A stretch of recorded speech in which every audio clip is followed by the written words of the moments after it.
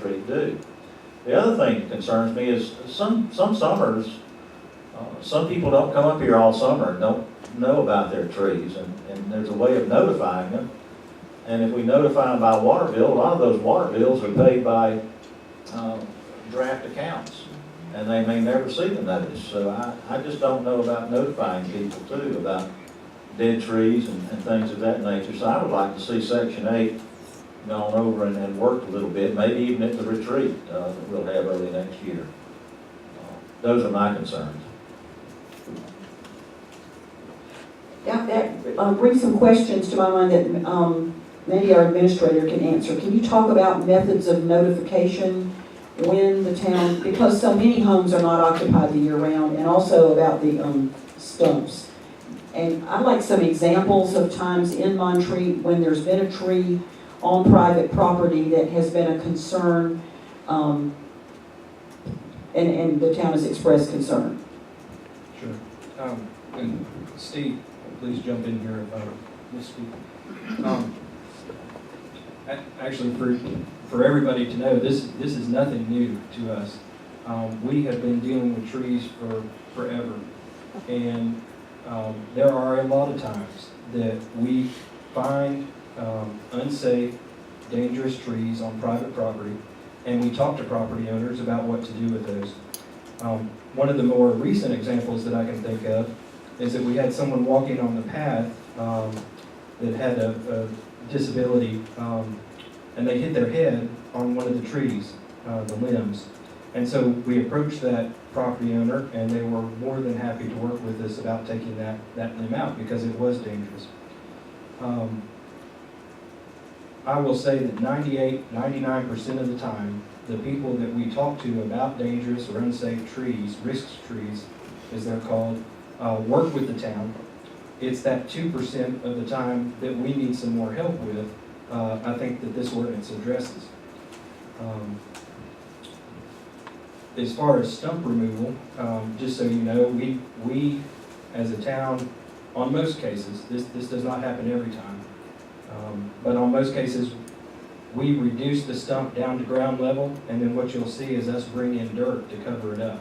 We do not remove the stumps, we do not remove the roots. And actually what this says is that you take it down to ground level, it doesn't say you have to remove the stump. So I just want to say, clarify that, so there's just no misunderstanding about that.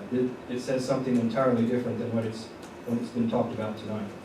So there are some, and we've had this discussion before about trees topped at a certain level to provide habitat for wildlife. And that is one of these things that we could talk about again. It is not addressed in here, and we would certainly say that there's some trees that we would just normally leave unless they're a danger to the health, safety, and welfare of the public. And I will say that that's what Section 8 does. I look at it a little bit different than some folks are looking at it. If I was responsible for my property, and you look on this map that I handed out from Eric Beebe and the 1,000 cankers disease, I wouldn't want the town to protect me from something like that. If we find something like that growing in Montreat, I would expect the town to say this is a danger to our forest and urban forest, and we need to do something about that. So I look at it more as a tool rather than a hammer, I think is what someone said. This is never intended for us to go onto your property and demand that you take down woolly adelgea hemlocks that have been standing for some time. If there is a tree that is unsafe or dangerous, we would have already contacted you already. What you'll find about hemlocks is they usually chunk, is what they call it. They don't fall. We do have some exceptions, as we found out in Montreat, but most of the time they chunk when they come down instead of falling straight down. So I think you have to look at the tree, which is why we're sending 2 of our staff members to arborist training to be able to determine which trees are safe or unsafe in order to take those down. Does that help? I can give you another example of where I just thought about it. We had a princess tree that was growing in someone's yard, and we talked to them about going ahead and having that removed. It's very invasive, and they were glad to do that. They took it down. So So I think, again, under normal circumstances, Steve, his crew, the town does a great job in going ahead and doing what Section 8 just puts on paper what we're already doing. And I just would like to make the comment, I support the tree city concept. I support so much of this and all of the goals, and I hear what Mr. Nally is saying, but I also read what Section 8 says. And Section 8 says that basically, or infested with an injurious fungus, insect, or other pest. So that's taking it to the other extreme, but it still reads that, taken to its logical conclusion, But then it that also does you not, could go in and require all the dead hemlocks. Perhaps it can be rewritten somehow to take care of, the hemlock is the problem that bothers me the most here. Perhaps put that in as an exception so that we don't have that written in. I mean, that's what it says. It's very clear that that would be what you would be require, or could require. that's the main thing, could require. Could, and it's that could require, and basically by having that language of could requiring it, we just shouldn't have that in there. Because I can also tell you that if Steve were to go around and say everybody needed to move the dead hemlocks out of the yard, there would be several people that would then, upon notification, which we use the tax information, by the way, we don't use water billing, we use tax information to try to track people down. But if they're an imminent threat, we handle a little bit differently. But if Steve were to do that, there is an appeal process. And I think if that appeal process goes to a tree board that says, or even to this board that says, you've got a public works director that's come in and said, all of this has got to go, that I don't think that's going to move very far. So I do think there's remedies in here to address somebody that's unreasonable. I don't want it to have to go to an appeal process. That seems onerous. And I don't, I certainly see for a new pest, a new fungus, something that we could have stopped early on, the language could be modified somehow. But I want the ordinance to say what we mean to happen and not what could happen or might happen. We should say this is or is not going to happen. And we need to run that exception of the woolly belgian and hemlocks, because that affects all of us. And it probably won't happen, but it could. Let's just not have that be part of the ordinance. It's not that hard to fix.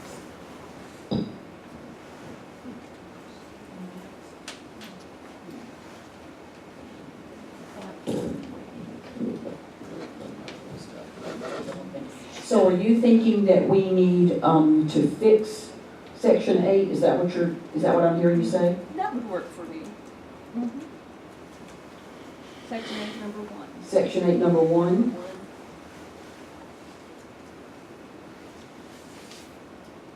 Because I'm certainly willing to work with you to work on another way to word Section 8, number 1,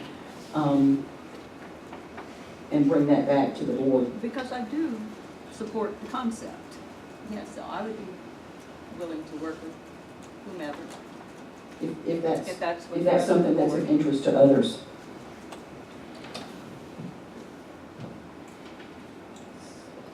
So I'm hearing you want to table this until the December meeting, or remove Section 8 from the ordinance it is now, And that's a and possibility. go back to it at another time. We could go ahead and adopt the ordinance and just remove Section 8 until it's worked on and then bring it in later. That works for me. Because, the concept of Tree City is fine with me. It's just the Section 8 that concerns me. If we commit, because I really would like the land care committee that does it. I really would like the land care committee to be able to move forward on, they've been working on this for a long time. And if that's the only impediment to going forward, if that's amenable to the rest of the commissioners, I'd like to make a motion that we go ahead, amend it to remove Section 8 to be reconsidered at another point in time. Soon. I think that's soon. Is there a second? Second. So that's, Those in favor of this amendment and the amendment is to remove section 8 for consideration at a soon. All of section 8, or just section 8, number 1? Remove it all and look at all of it. That's what I prefer. Her motion is to remove section 8. Okay, just clarify. Okay. So those in favor of removing section 8 until a time in the near future. Those in favor? Opposed? 9 in favor and 9 opposed. So now we're back to the ordinance with section 8 removed. Those in favor of adopting the amended ordinance, chapter K, article 5, trees. Those in favor? Opposed? It's 5 in favor and 9 opposed. Thank you. The next motion is to apply for Tree City USA designation. Yes, Madam Mayor, I'd like to move that we apply for Tree City USA designation and authorize the mayor and town administrator to execute any necessary documents. Second, Second. discussion. Thank you very much for your hard work. We look forward to see what it will bring. Those in favor? Aye. 5 in favor and 9 opposed. New business, we have the appointment of the town clerk.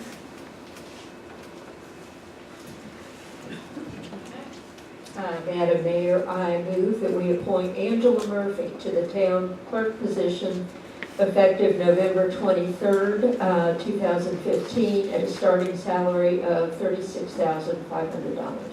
Second, Second. any discussion? I think we were all very, very impressed with Ms. Murphy, and it's just like, yay. I know the town, after we had discussion, we talked with members of the town staff, and they were very excited about the situation also. I think we had a lot of good candidates. I'd like to say that Ms. Murphy is the weekend dispatcher for the Black Mountain Police Department as a second job that she has, so she knows things about us that we may not know about ourselves in some cases. But she's very familiar with our town, and I was impressed that she had read months and months worth of town council minutes to get to know our community before she applied for the job. So she comes to us, graduate of Converse College, and has had several important responsible jobs in this area, and I think she'll be well prepared to be our clerk. She's very customer service oriented. Anyone else? Okay, those in favor of appointing Angela Murphy to the town clerk position? Aye. 5 in favor and 9 opposed. The next is the approval for the revised contract with Asheville Savings Bank, the financing of Upper Kentucky area Phase 1 special assessment projects. Move that we approve the revised contract with Asheville Savings Bank as approved by the LGC to finance $300,000 of the Upper Kentucky Road Area Phase 1 Special Assessment Project over a 10-year period, and to authorize the mayor and finance officer, deputy town clerk, to execute necessary documents. Second, Second. discussion? Those in favor? Aye. 5 in favor and 9 opposed, thank you. The next is a planning and zoning commission member appointment. Madam Mayor, I make a motion that we appoint Linda Stroop to the Planning and Zoning Commission to fill the unexpired term of Lucille Jackson to expire on January 31st, 2017. Second, Second. discussion? Those in favor? Aye. 5 in favor and 9 opposed, thank you. The floodplain review.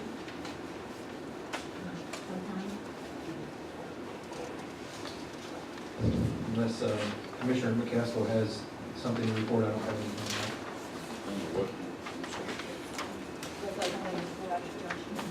Oh, yeah. I did talk with him, and there was nothing in the water system review that was given to us to say we need to have 60 feet of open space. And the KCI has responded that in the initial engineering scenario they went through, it was actually 65 feet initially. I think it's still worth our while to do some more investigating on that, because that is a difficult thing to get from through the gate with 60 foot long, 24-inch square concrete panel. So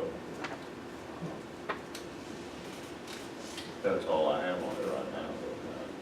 But, I did get it reviewed to find out why we got to 66 feet. And I think there's something else missing. As soon as David gets back, we'll see what it is. So I'm out of town all. Now's the time for public comment for items that are not included on the agenda. Your name, address, and 3 minutes, please.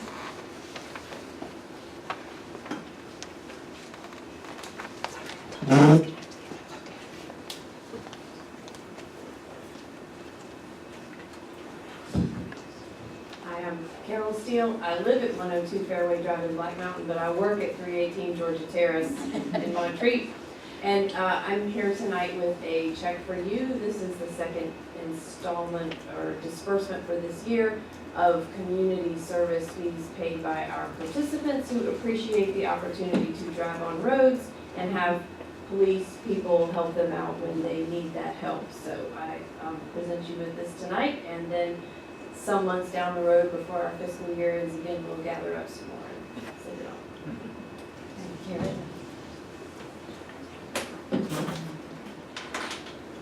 This community service fee that the conference center collects from the people who attend conferences really impacts your tax bill. So you need to thank the conference center for this community service fee. Good college.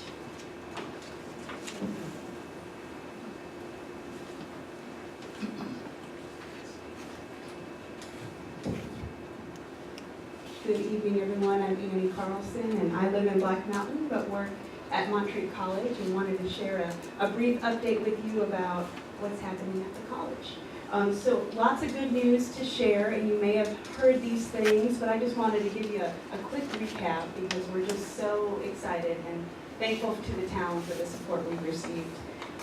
We have the largest incoming class of new students on record at the institution since 1986, as far back as our records go. So we're so grateful for that. 50% more new students this year than last year. So really thrilled with that. We've had multiple new projects happening here on the main campus and on our Black Mountain campus. I encourage you to go down to the Black Mountain campus and check out our new athletic complex. It's really amazing. So please just go ahead and drive in there and take a peek. We also have a renovated McAllister Fitness Center, bottom floor of McAllister Gym. Please go stop by and peek in there and just see the amazing new equipment and how that's been renovated. Also, Howerton Dining Hall has been renovated. Again, go ahead, stop in, take a look. And we have a new black box theater in the Belk Student Center. We just had our dedication last night. I'm really thrilled with that. So lots of good things happening. You may not have heard we renamed our chapel in Gaither Hall. It's now Graham Chapel in honor of Reverend Billy and Ruth Graham. So we're really, really thrilled to be able to have them honored in Gaither Hall. I want to invite you all to our Christmas concert. It's happening December 5th at 7:30 in Anderson Auditorium. So please come. It's going to be a really wonderful festive time. And finally, if you want to hear news of what's happening at Montreat College, sign up for our newsletter, communications@montreat.edu. We would love to keep you updated. So thank you so much. Thanks, Annie. Anyone else? Wade?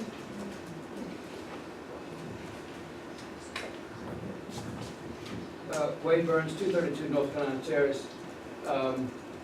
I would like to perhaps lay a stone upon a stronger foundation for us as a community as we come back together from an election with an appreciation.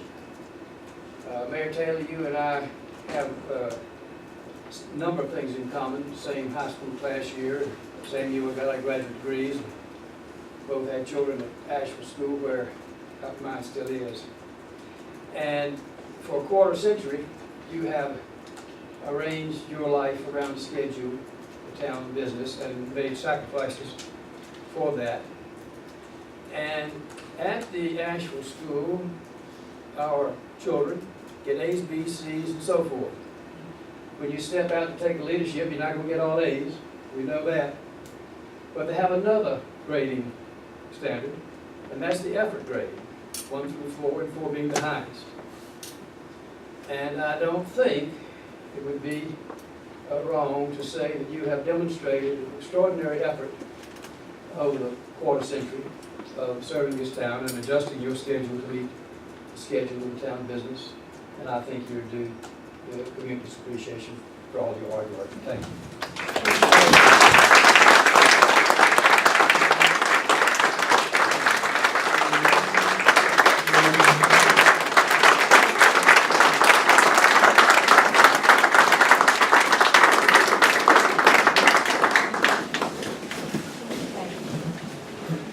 Anyone else tonight?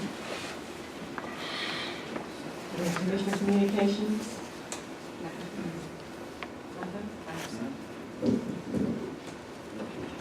Yes, I'm the Vice Chair of Land Care, and we met on November 4th. And in addition to working some more on Tree City, we had several other matters. We're already working on the April 29th, 2016 native plant sale. So even though it's not really great planting weather right now for native plants, be thinking of what you want next April. We reviewed some projects of outdoor education students in Dr. Dottie Schumann's classes. The students are designing some signs related to the woolly adelgid and the hemlock projects. And it's part of their classwork. They'll soon be making some presentations, but we saw some drafts of their signs. One is about the woolly adelgid itself. The other is about the beetles and our projects to find sustainable solutions to control the adelgids. At the end of the projects, we hope that these will be on signs like the ones we see on Elizabeth's Path about our environment, about the creek and the little critters and the plants along Elizabeth's Path. Those were also designed by Montreat College students. They're placed on a stand permanently so that we can see them. The goal of these projects, the ones that we looked at last week, are that they'll be perhaps put at the post office. We have trees that are in front of the handicap parking spaces that have already been treated with the beetles. So the signs will be there so that it reminds us and reminds visitors to our town of the projects that this community is involved in related to the restoration of our hemlocks. We also reviewed the standards that are needed for our community to continue as a community